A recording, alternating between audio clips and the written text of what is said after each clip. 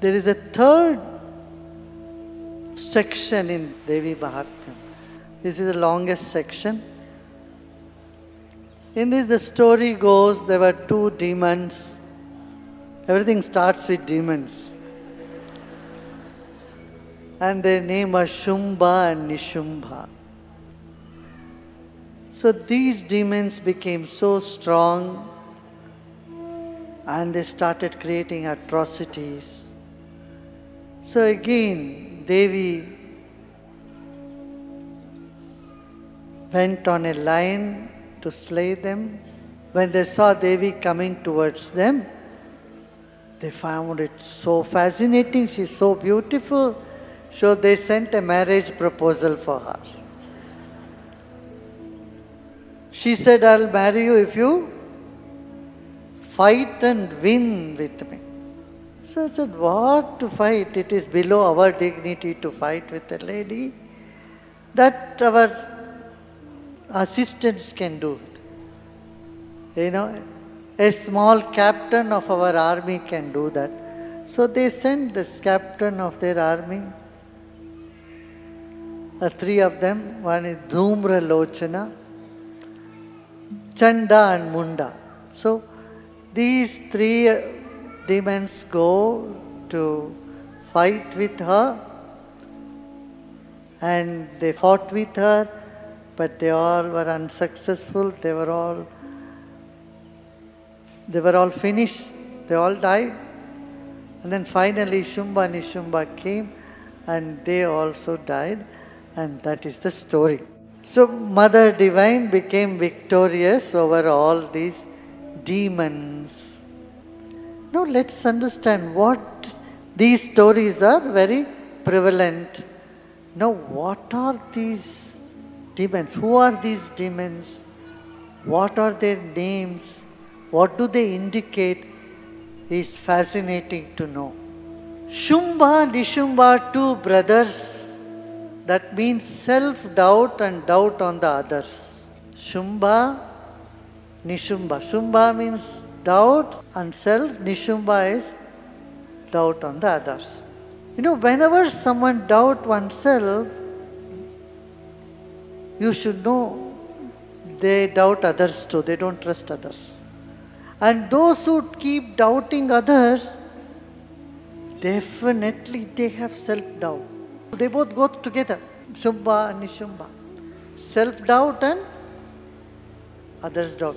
Just imagine in your company there is somebody who is all the time doubting you and who has self-doubt whether they can do something or not. How difficult it is for you to deal with that person. Tell me, is it difficult or not? How many of you find it so difficult? It's so difficult. One day, a couple came to me for darshan, husband, wife. Told me, Gurudev, it is so difficult. The wife said, Gurudev, it's so difficult for me to come here. I thought maybe they are coming from a far away distance. I asked them, what is the matter? From where are you coming? Where is your home? I said, just here. 500 meters. But we started in the morning. So it's already 5 o'clock. Now we are able to come here. My husband has doubts about everything. He comes out, locks the door, takes 10 steps, then he thinks he has not locked the door. He says, he drags me back home. Again he pulls the lock, whether he had locked the house or not. Again he walks few steps, he says, let us go back. So, you know, it has become so difficult. This sort of a paranoia. He has such self-doubt, my life has become so miserable. That's what that lady had to say. She said her life is a hell, living with a person who is doubting himself all the time. Psychological illness sprouts with self-doubt and doubt in others. This is the first stage. So Shumba and Nishumba, these two demons, they cause havoc. Just imagine in your workplace, your boss doesn't trust you. Or just imagine your own child has no self-confidence when the child is going to go to an exam. When you know he or she can do very well and they have such self-doubt, as a parent you have such difficulty. Isn't it? Hasn't this been happening in the society? No creative activity can happen with self-doubt, and nothing major can be achieved socially when you doubt everybody around you. Now, when the doubt is there, it is there. What can you do? It suppresses all the good qualities in you. It suppresses creativity. It suppresses your ability to manage anything. Transformation is far-fetched reality. So doubts cause havoc in life and make everyone miserable. You will be miserable, you will make others miserable around you. Now with the doubt comes Dhumralochana. This is another demon. Dhumralochana means one who has a blurred vision. The smoky-eyed. Dhumra means smoke. Lochana means eyes. Foggy. One whose vision is fogged. One whose vision is fogged is Dhumralochan. You have some doubt and then you meet someone who has wrong perception or whose visions are foggy. They authenticate your vision, your opinion. They strengthen your doubt. Then you go saying, yeah, I thought it so. I had the doubt. Now it's confirmed. Who confirms your doubt? One who has a smoky vision or blurred vision. Dhumralochan. And then Chanda and Munda. These are the other two demons. Chanda means who has no body, only head. The headstrong one. One who is not practical. One who is arrogant. And one who is incapable of listening to anything from anybody. Deaf ears and blind eyes. That attitude is Chanda. And Munda is one again who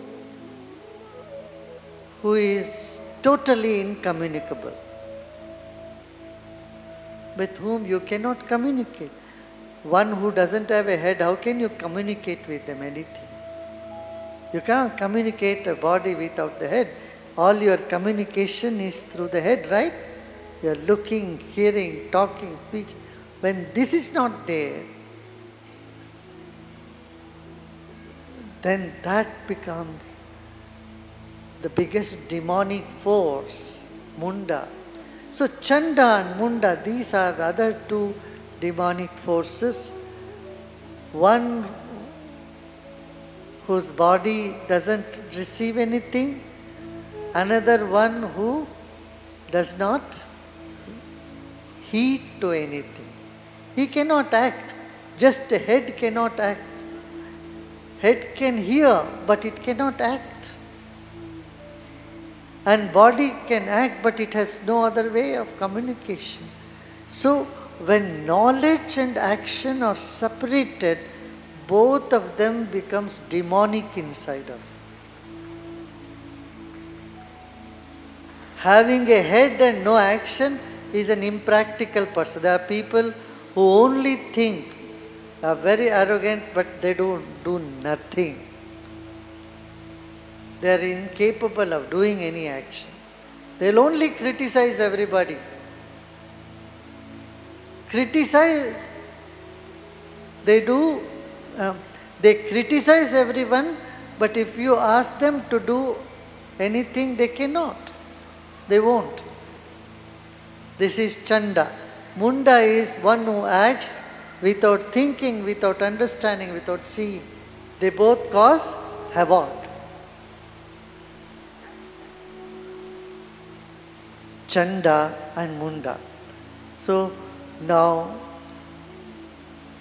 the Devi takes a form, her name is called Kaushiki. Kaushiki means one who is in the kosha. You know, we have Pancha Kosha. The 5 sheaths, what are there?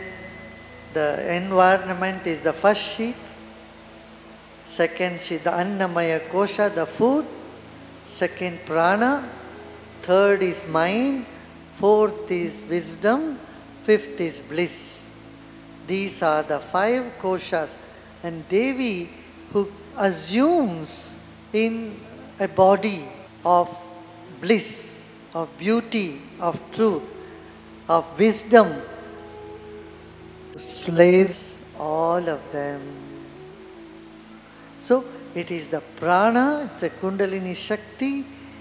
When the bliss awakens within you, doubts disappear. Don't they disappear? What happens when you do Kriya? After Kriya, do you have any doubts? At least for some time, no doubt, right? When there is high prana in you, doubt, self-doubt goes and doubt in others goes.